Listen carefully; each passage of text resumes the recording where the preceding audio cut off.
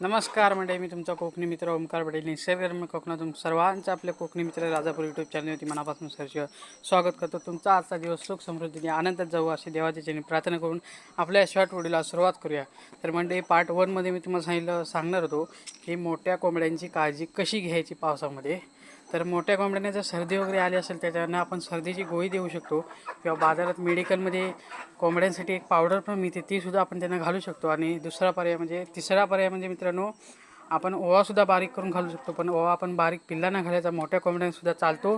तर मी आता गोळी टाकली होती सर्दीची पाण्यामध्ये, तुम्हाला आता दाखवतो.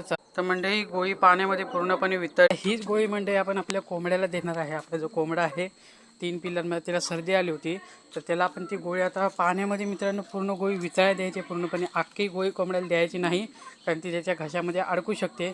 माहिती कशी वाटली कमेंटमध्ये नक्की सांगा. व्हिडिओ आवडला असेल लाईक शेअर सबस्क्राईब करायला चॅनलला विसरू नका. जय हिंद.